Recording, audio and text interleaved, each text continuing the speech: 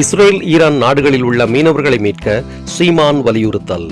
வணக்கம். பொலிட்டிகோஸ் 360 சீமான் அறிக்கை.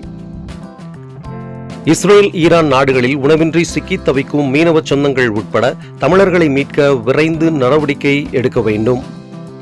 கடும் போர் மூண்டுள்ள ஈரான், இஸ்ரேல் மற்றும் வளைகுடா நாடுகளில் பல்வேறு பணிகளுக்காக சென்றுள்ள தமிழர்கள் அங்கிருந்து வெளியேற முடியாமல் சிக்கி தவித்து வருவது மிகுந்த மனவேதனை அளிக்கிறது.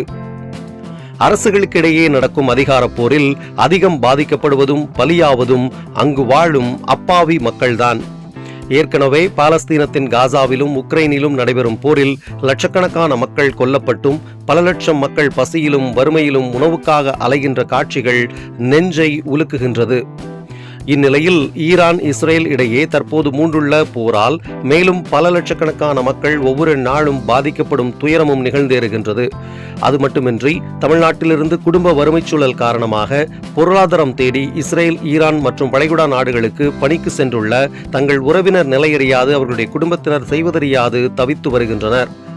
குறிப்பாக ஈரான் நாட்டிற்கு மீன்பிடி தொழிலுக்கு சென்ற பல நூறு தமிழ்நாட்டைச் சேர்ந்த மீனவர்கள் அங்கிருந்து தாயகம் திரும்ப போதிய பணமின்றி தவித்து வருகின்றனர். இத்தனை பெரிய கடற்பரப்பு இருந்தும் தமிழ்நாட்டு மீனவர்கள் வாழ வழியின்றி கடல் கடந்து அயல்நாடுகளுக்கு சென்று மீன்பிடி தொழில் செய்ய வேண்டிய அவல நிலை நிலவுவது வரலாற்று பெருந்துயரம். தங்கள் குடும்ப உறவுகளை தொடர்பு கொள்ள முடியாது கண்ணீர் சிந்தும் மீனவ சொந்தங்களின் நிலை மிகுந்த பரிதாபகரமானதாகும். ஆகவே ஈரான், இஸ்ரேல் மற்றும் வளைகுடா நாடுகளில் சிக்கி தவிக்கும் மீனவர்கள் உள்ளிட்ட தமிழ் மக்களை பாதுகாப்பாக தாயகம் மீட்டு வந்து அவர்களின் குடும்பத்தினரிடம் ஒப்படைக்க இந்திய ஒன்றிய அரசு உடனடி நடவடிக்கை எடுக்க வேண்டும் என வலியுறுத்துகிறேன். தமிழ்நாடு அரசும் வெளிநாடு வாழ் தமிழர் நலன் அமைச்சகத்தின் மூலமும் இந்திய ஒன்றிய அரசின் தூதரகங்கள் மூலமும் தமிழர்களை மீட்பதற்கான நடவடிக்கைகளை விரைவுபடுத்த வேண்டுமெனவும் பயணச் செலவை ஒன்றிய, மாநில அரசுகளை முழுமையாக ஏற்க வேண்டும் என கேட்டுக்கொள்கிறேன்.